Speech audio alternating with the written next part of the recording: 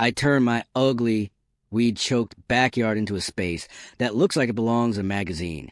And I spent less than most people spend on a weekend trip.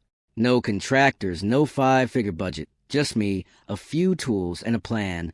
By the end of this video, you will know exactly which projects give you the biggest visual upgrade for the smallest amount of money. And I am saving the one mistake that wastes more backyard budgets than anything else at the end. So stick around.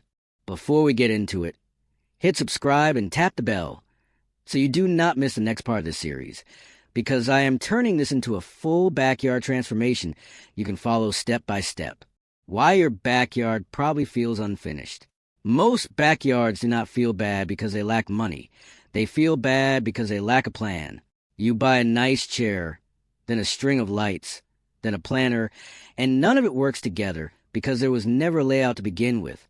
In 2026, the biggest shift in outdoor design is homeowners treating their yard like an actual floor plan, with zones for cooking, lounging, dining, and quiet time, instead of just scattering furniture around and hoping it looks good. That is the mindset we are starting with today. Step 1, start with a real plan, not a shopping list. Before you buy a single thing, walk your yard and decide what you actually want to do out there. Do you want to host dinners, read in peace, let kids play, or all three? Sketch a rough map, even on your phone, and mark where the sun hits in the morning and evening, because that decides where your seating and dining areas should go. This step costs nothing, and it is the difference between a yard that feels random and one that feels intentional.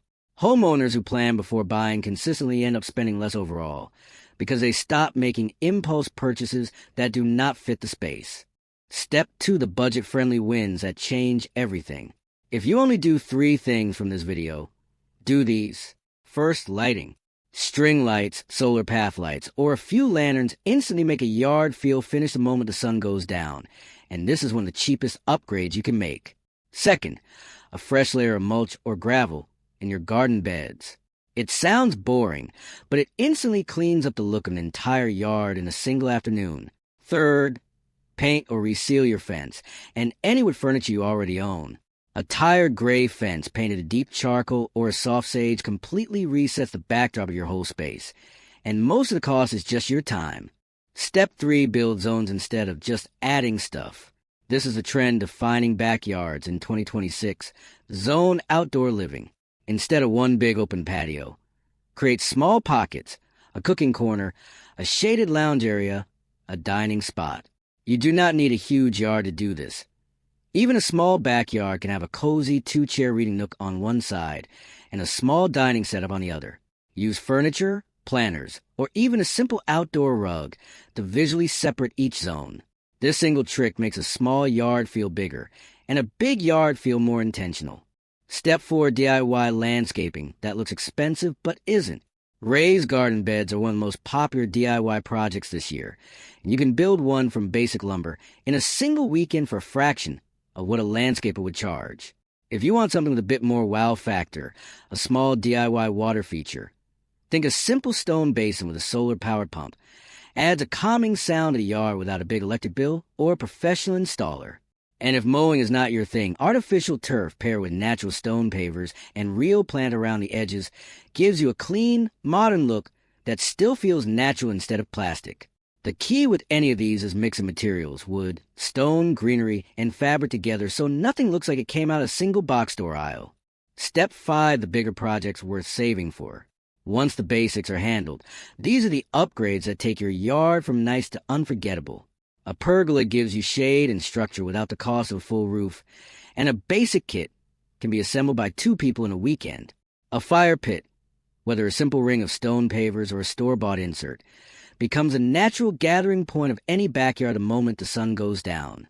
And if you really want to go big, a compact outdoor kitchen, even just a grill station with a small counter, is one of the fastest growing backyard trends this year because people are entertaining outside more than ever instead of squeezing guests into a small kitchen indoors. The mistake that wastes more backyard budgets than anything else. Here is what I promised at the start. The single biggest mistake people make is buying exciting stuff first. The fire pit, the fancy furniture, the water feature, before handling the boring stuff, drainage, level ground, and shade. A beautiful outdoor sofa sitting in standing water after every rain, or a fire pit nobody can enjoy at 3 in the afternoon because there is zero shade, is money wasted. Nearly 1 in 10 homeowners who attempt a DIY backyard project end up disappointed with the result. And almost every case, it traces back to skipping the unglamorous groundwork.